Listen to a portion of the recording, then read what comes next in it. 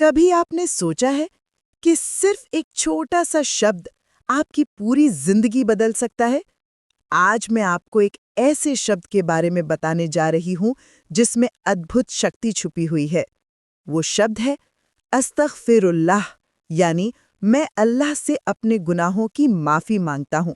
ہم سبھی انسان ہیں اور غلطیاں کرنا ہماری فطرت میں ہے۔ جب ہم کوئی گناہ کرتے ہیں تو اس کا سب سے پہلا اثر ہمارے دل پر پڑتا ہے۔ دل بھاری ہو جاتا ہے، من میں بے چینی رہتی ہے، اور وہ سکون جو ہمارے اندر ہونا چاہیے وہ دھیرے دھیرے کم ہوتا جاتا ہے۔ یہ بالکل ویسا ہی ہے جیسے کسی صاف شیشے پر دھول جم جائے۔ جیسے جیسے دھول کی پرت موٹی ہوتی جاتی ہے، شیشے کی چمک پھیکی پڑنے لگتی ہے۔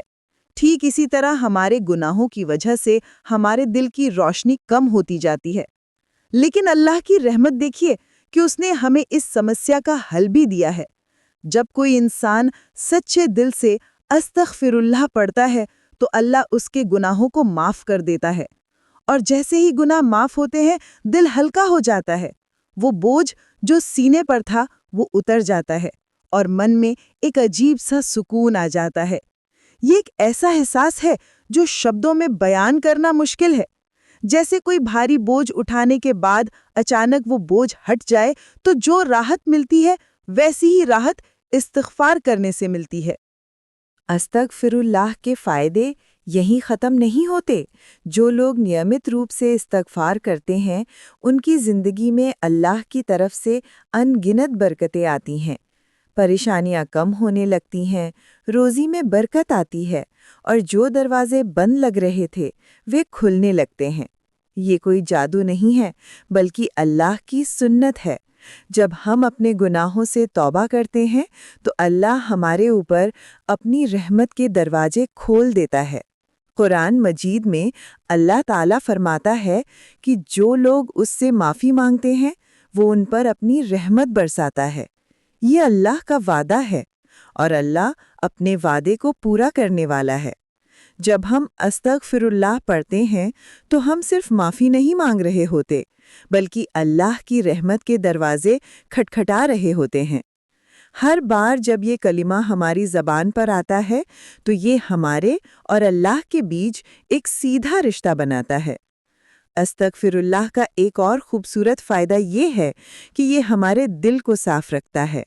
جیسے ہم روز نہاتے ہیں تاکہ ہمارا جسم صاف رہے، ویسے ہی استغفر اللہ ہمارے دل کی صفائی کرتا ہے۔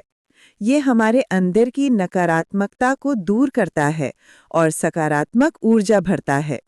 جب دل صاف ہوتا ہے تو انسان کی سوچ بھی صاف ہو جاتی ہے، فیصلے لینے میں آسانی ہوتی ہے، اور زندگی کی راہ بھی صاف نظر آنے لگتی ہے۔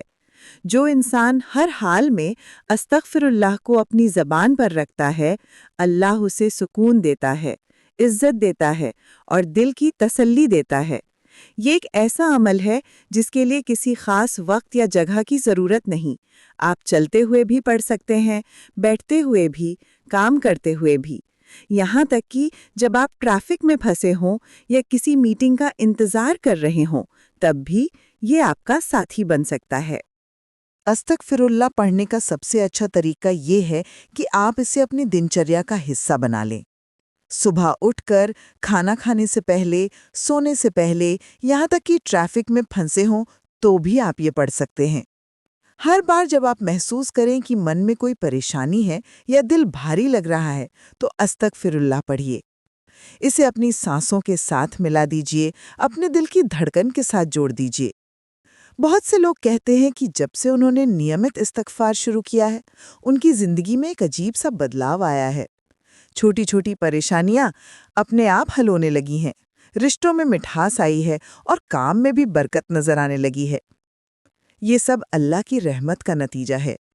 خاص کر یہ دعا پڑھیے، استغفر اللہ ربی من کلی ذنب و اتوب الیہ۔ اس کا مطلب ہے، اے میرے رب، میں اپنے تمام گناہوں سے تیری معافی مانگتا ہوں اور تیری طرف توبہ کرتا ہوں۔ یہ ایک مکمل دعا ہے جس میں معافی بھی ہے اور توبہ بھی۔ جب آپ یہ پوری دعا پڑھتے ہیں تو یہ آپ کے دل میں گہرا اثر چھوڑتی ہے۔ یاد رکھیے، اللہ کی رحمت ہمارے گناہوں سے کہیں زیادہ بڑی ہے۔ چاہے آپ نے کتنے بھی گناہ کیے ہوں، اگر آپ سچے دل سے استغفر اللہ پڑھیں گے تو اللہ ضرور آپ کو معاف کرے گا۔ یہ اس کا وعدہ ہے۔ اللہ کی رحمت کا سمندر اتنا گہرا ہے کہ ہمارے سارے گناہ اس میں ایک بوند کے برابر بھی نہیں۔ تو آج سے ہی شروع کیجئے، اپنی زبان کو استغفر اللہ سے تر رکھیے۔ ہو سکتا ہے یہی ایک لفظ آپ کی تقدیر بدل دے۔ اللہ آپ کو اس نیک عمل کی توفیق دے اور آپ کی زندگی کو خوشیوں اور برکتوں سے بھر دے۔